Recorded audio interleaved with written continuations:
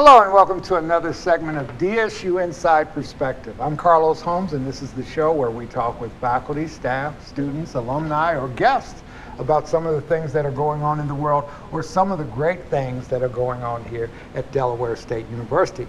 Today I have Stephen Ampersand. He's the Assistant Vice President of Student Financial Aid, and we're going to talk financial aid. Mr. Ampersand, thank you for joining me Thank today. you for having me on the show. Tell me something. What is the responsibility of the student in I hear this all the time. Oh, missed the deadline. Folks rushing down to financial aid. I know I missed my deadline, but you got to help me out here. What is the student's responsibility? Fair question. I think, look, we're all human, and so we all make mistakes at times. But I think when it comes down to our funding and the money that we need to go to school, we have to make sure we're on top of that. And I think what we see often in our office is that people neglect the deadlines, and so they then have great need, but in most cases the money is already spent because the early birds got the worm. And so I would say the responsibility of the student is to just be aware of the timelines, be aware of when you need to be proactive in making your applications, being a good student. I think that's quintessential.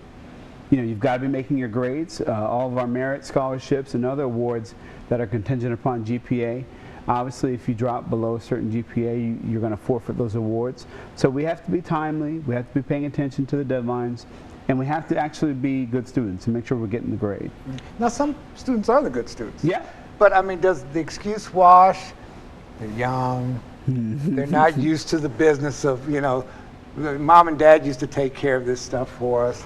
I mean, that really doesn't wash these days. Well, it doesn't. I think part of the reason is because in this day and age, the regulations have tightened significantly. And so gone are the days where you could come to college university on the public dole, if you will, and find yourself.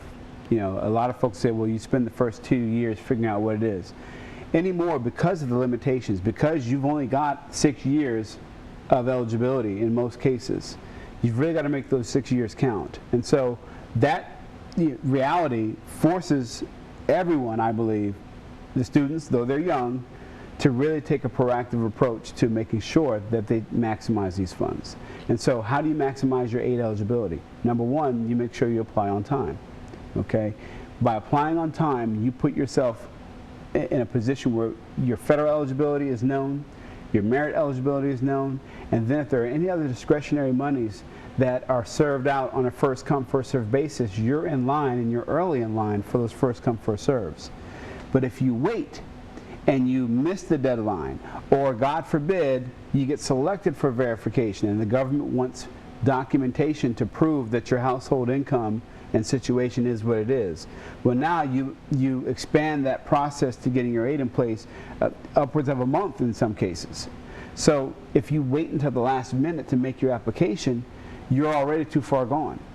I had a student that I spoke with today who is going to be leaving for the Thanksgiving recess, and because the verification process is yet to be completed, she's got an $8,000 balance that she's got to satisfy. And if she doesn't satisfy the $8,000 balance before the 25th of this month, then she's going to have to move out of her dorm over the Thanksgiving break to then come back with all her things finally after verification is done. And so what I'm saying is, why put yourself through all that? And why put the people who care about you through all that? Know when the deadlines are, be prepared to supply that information, and put yourself in a position to win. Okay. Very quickly, I'm going to pretend I'm a student. It's November 20th. Spring semester is on its way in January. What should I be preparing myself to do? I'm returning next year. Okay.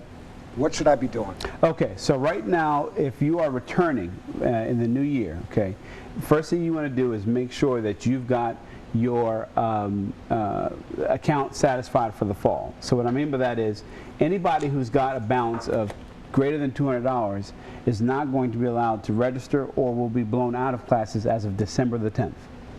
So settle your accounts now. So if it's a payment arrangement with student accounts, let's go in and see about that, and let's set that up.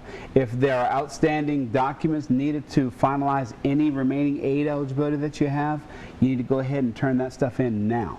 so that we can process you and set you up to win in the spring. If you are a new student, meaning you're a new transfer or a new freshman and you're coming to us, make sure that the Delaware State University school code is on your application when you go back and make your corrections to the FAFSA. Why? Because we don't have your record here unless you have it routed to us by way of our school code. And I'll put that out there. It's 0142800 is our school code. And so you'll put that in. That will route the FAFSA to our institution. We can see it, we can process it, and then we can know what your aid eligibility is so that when they come asking for the bill, which student accounts will, your aid is processed and in place. Also, you want to be looking at the returning student scholarship opportunity. That's going to open up from, I believe it's January 5th through March 15th. You'll go in, you fill that out. If you're a returning student, there's no reason why you shouldn't go in and do this. Okay, worst case scenario, you're not eligible. But best case scenario, you are, and you've got additional funds to help you to continue your education. Possible you might find out some funding opportunities that you didn't even... Absolutely, absolutely. The other thing I would do is, remember that there's a cost of attendance budget. That's like your salary cap. You can bring in as much aid as you can up to your cost of attendance budget. So any outside scholarships you can apply for, those deadlines typically run around December into this year, and they start to pay out in March, April, and May. So you want to be looking at external scholarship opportunities. Our office has a whole wall full of external opportunities that they can come and look at. So come in and see us. Ask whatever questions you may have, but don't wait until the new semester arrives to figure out what you're going to do about your money, because by then it's too late. Okay. Let me deal with this one thing, and this is the last thing. I hear this perception on the part of students and parents all the time. Financial aid, their job is to find me money. Okay? Yes. How would you respond to that? We hear that a lot. Okay. Financial aid is exactly as it sounds. Financial aid. It's financial aid, okay? The government has an expectation, and the family should as well, that you are prepared to pay something towards your education. Financial aid is an umbrella, okay? And under that umbrella, you've got gift aid, that's your grants and scholarships. You've got self-help aid, which is your loan programs. And then you've got third-party aid sources like military and veteran. But again, the idea is within that umbrella, there are a variety of different sources. We're expecting that you're coming to the table with an understanding that you're going to pay something towards college. Now, we'll do everything in our power to find you as much as we can. And if we can get you up to your cost of attendance budget with gift aid, then we're going to celebrate that and say, praise God. But if we can't, and usually we can't, you need to be prepared to pay something. Okay.